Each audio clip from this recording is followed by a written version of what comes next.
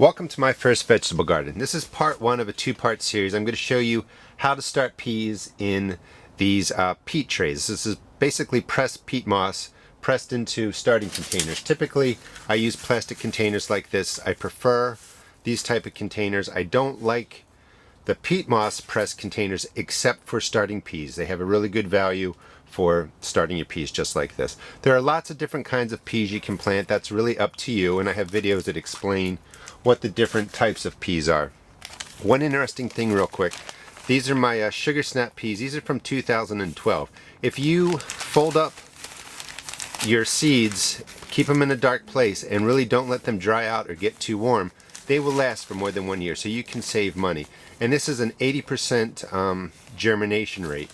And on this tray, these are the peas from 2012 in here, and they actually got started real quick on February 17th. Today is, I think it's March 9th. So you can see after about 20 days of growth, the peas to this size, and they're really ready now to be transplanted. But anyway, if you count up the cells here, there are 50 of them. 11 didn't germinate. That's pretty close to the 80% germination rate. So my point is you can save your seeds. Just take care of the seed you don't use and you can save yourself some money. Now, these have been growing, like I said, for about 20 days, and they're getting close. Let me tear that. They're getting close to really to go into the containers, and you can see the roots are coming through. Peas don't like their roots to be messed with, and some people say, oh, you can't, transplant them like this. That's not true. I've been doing this for years. So you definitely can start peas in peat containers and styrofoam cups and even those plastic trays and transplant them.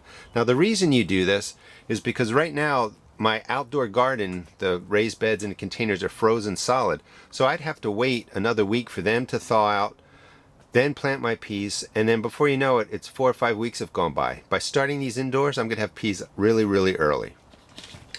How do you do it? Let me switch this out. And I'm in my greenhouse. You can do this indoors under grow lights. If you do them indoors, when you take your plants outside, you have to slowly do it.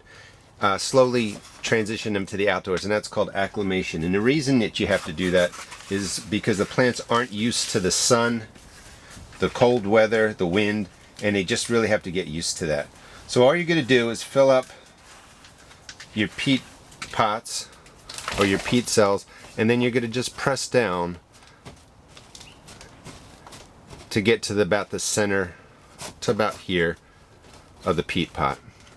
Now in my other videos I tell you to double thumb pack your cells. You're not really doing that with peas.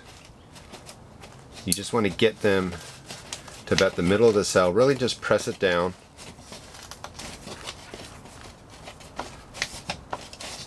And that's your starting base. I'm going to go with the 2-year-old pea seeds. Use them up.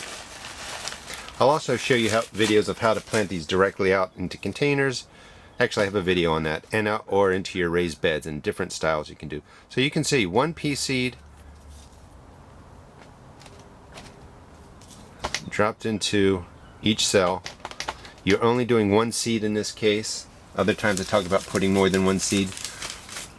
And then once they're filled, or once you drop the peas in, just lay the soil across the top. And you would just do the whole tray.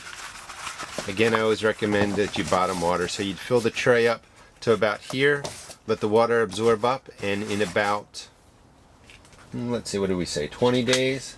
In about 20 days, you should have peas coming up that'll look like this. The roots will be coming through, and they'll be ready to go out into your garden or your containers. Hope you enjoyed the video. Please check out my blog at www.therustedgarden.blogspot.com, and also check out my other YouTube videos. Thanks.